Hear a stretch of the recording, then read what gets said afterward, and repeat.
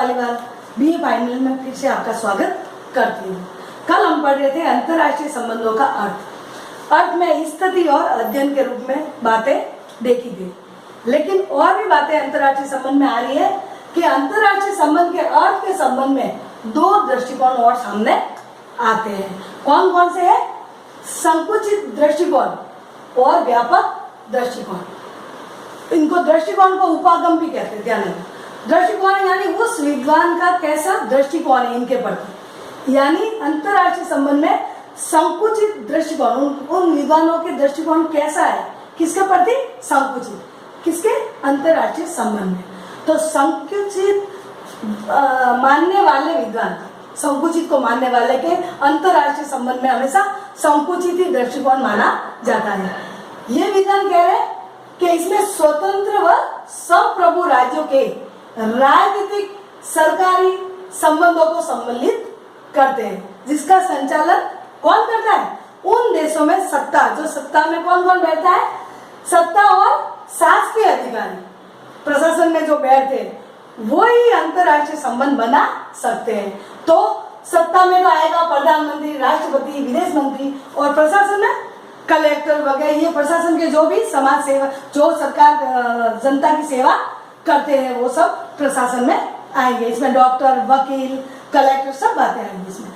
तो ये है कि ये मान रहे कि प्रशासन जो भी अंतर्राष्ट्रीय संबंध बना रहे हैं उनके शासकीय में क्या है? शासकीय और जो आसीन सत्ता में वो ही अंतर्राष्ट्रीय संबंध बना सकते हैं। बाकी जो दूसरे है गैर यानी प्राइवेट है वो कोई भी अंतर्राष्ट्रीय संबंध बना ही नहीं सकता। किसका मानना है?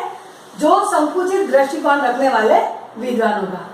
जैसे कि इसमें एक उदाहरण भी है कि जिसके संयुक्त राष्ट्र संघ का तो अध्ययन हम करेंगे, लेकिन विश्व मौसम संगठन और स्वास्थ्य संगठन का नहीं, क्योंकि ये संगठन राजनीतिक संगठन नहीं है। इसका मतलब ये कहा गया है कि संयुक्त राष्ट्र संघ तो पूरे विश्व के लिए, उनकी सुरक्षा के लिए, पहले पढ़ चुके 6 अंग है इनके, सुरक्षा परिषद वगैरह, महासभा है, सचिवालय है, ये सब उनके ये है, उनके सदस्य है और इनके अंग है। तो संयुक्त राष्ट्रीय संघ ने बनाया किसने? पूरे विश्व की सरकार ने ये संयुक्त राष्ट्रीय बनाया। इसलिए संकुचित दृष्टि में इनका तो हम कर सकते हैं, और विश्व मौसम संगठन, स्वास्थ्य संगठन, इनका हम नहीं कर सकते अध्ययन। क्यों नहीं कर सकते अंतर्राष्ट्रीय संबंध में? कह रहे वो संबंध नहीं बना सकते क्योंकि विश्व मौसम संगठन किसने? वैज्ञानिक ने सब खोज करके ये बनाई है, तो इस वो पदाधिकारी नहीं है।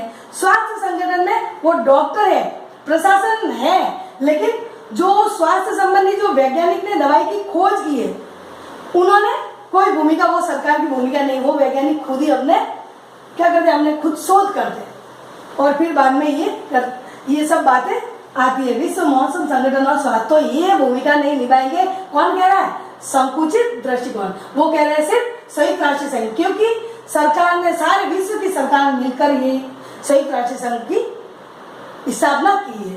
और किसके लिए? सारे देश के लिए। तो इसलिए संकुचित में सिर्फ राजनीतिक पदाधिकारी, प्रधानमंत्री, राष्ट्रपति और विदेश मंत्री, ये सब आएंगे, और जो सत्ता में आसीन है, सत्ता पे बैठे हैं, वो ही ये संबंध रख सकते हैं, अंतर्राष्ट्रीय संबंध रख सकते हैं, बाकी कुछ भी नहीं कर सकते।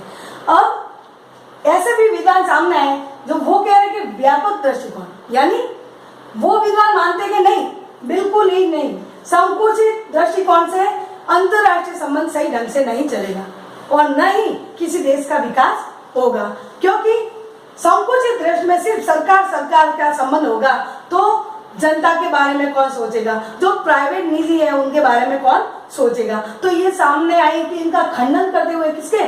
संकुचित दृष्टिकोण का खंडन करते हुए व्यापक दृष्टिकोण है, इनके विपरीत व्यापक दृष्टिकोण। व्यापक दृष्टिकोण के को मानने वाले विद्वान, इन्होंने क्या कहा कि इसमें राजनीति के अलावा गैर राजनीति, यानी जो सरकारी नहीं है, जैसे किसान यूनियन वगैरह सब यूनियन बनते ना, अलग अलग व्यापारी यूनियन, वो सब बातें कह रहे कि राजनीति के अलावा गैर राजनीतिक, और चाहे वो शांतिमय हो या कानूनी हो, सांस्कृतिक हो या फिर आर्थिक हो, भौगोलिक हो, सब विषय इसमें शामिल किया जा सकता है। तो व्यापक दृष्टिकोण में ये कहा गया है कि सिर्फ सरकारी अगर अंतर्राष्ट्रीय संबंध बनाएंगे तो संबंध अच्छे नहीं होंगे, क्योंकि सरकार का सारे पूरे देश का उसमें विकास या हित शामिल नहीं हो सकता।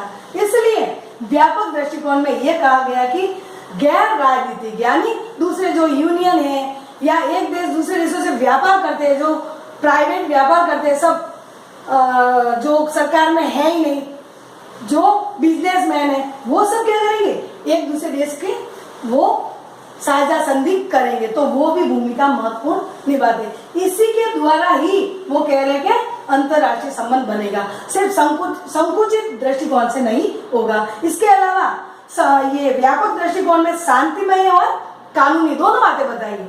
ये बताइए कि व्यापक दृष्टिकोण में चाहे मामला शांतिमय हो या कानूनी हो या युद्ध हो, दोनों बातें सामने आएगी। व्यापक दृष्टिकोण में शांतिमय होगा तो भी एक देश दूसरे देशों से संबंध रखेगा, क्योंकि शांति काल में तो संबंध रखना बहुत ही आसान है। और युद्ध होगा तो भी अंतर्राष्ट्रीय संबंध बनाएंगे। कैसे? क्योंकि युद्ध होगा तो देश कमजोर है तो उनका पक्ष लेने के, जैसे पहले शीत युद्ध में हुआ था दो गुटों से, वो विश्व युद्ध नहीं था लेकिन शीत युद्ध था, तो गुटों में शामिल हुए थे। किस लिए? हम अंतर्राष्ट्रीय संबंध के लिए हमने वहां पे गुट में शामिल, लेकिन भारत ये गुट में शामिल नहीं हुआ, गुट निरपेक्ष हुआ, वो दोनों गुटों से फायदा लेना चाहता था। तो कहने का मतलब व्यापक दृष्टिकोण में शांतिमय हो, युद्धमय हो, कानूनी हो, चाहे सांस्कृतिक हो, यानी संस्कृति हमारी संस्कृति अच्छी लगी और वो देश जो हमारे पहनावा वगैरह खाना पीना अच्छा लगा तो वो देश को मंगाएगा, ये कपड़े वगैरह हमारे भारत के मंगाएंगे, और हमें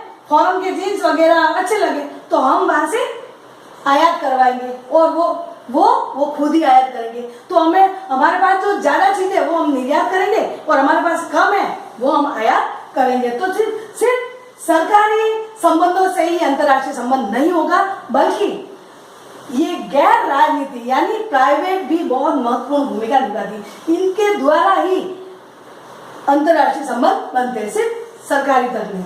बाकी है आर्थिक यानी किसी के आपदा आ गई किसी देश में या कोई भयंकर बीमारी, कोई भी मतलब कोई बड़ी आपदा आ गई तो क्या होगा, आर्थिक यानी दूसरे देश से हम संबंध रख रहे हैं राजनीतिक, तो वो आर्थिक मदद करेगा। क्यों करेगा? क्योंकि हमसे अंतर्राष्ट्रीय संबंध बनाना चाहता है। भौगोलिक संबंध भी बनाएगा। कैसे? भौगोलिक में सब प्राकृतिक चीजें आएगी। तो हमारे पास क्या नहीं है, हमारे पास चाय की पत्ती ज्यादा है, भौगोलिक दृष्टि से चाय की पत्ती हमारे यहाँ ज्यादा उत्पन्न होती है, तो हम उनका निर्यात करेंगे। और हमारे पास क्या नहीं है, सोना हमारे पास कम है, तो सोना विदेश से हम मंगवाएंगे। तो कहने का मतलब सब यही है, सब विचारकों का, और सभी मान भी रहे कि वास्तव में संकुचित दृष्टिकोण से अंतर्राष्ट्रीय संबंध ज्यादा तक नहीं चलेगा, लेकिन व्यापक दृष्टि से संकुचित और व्यापक दोनों को शामिल कर दिया तो उस देश के दूसरे देशों के साथ संबंध बहुत ही अच्छे रहेंगे। तो ये है अंतर्राष्ट्रीय संबंध का अर्थ। कल हम पढ़ेंगे अंतर्राष्ट्रीय संबंधों का प्रकृति व क्षेत्र। ठीक है बच्चों, बाय।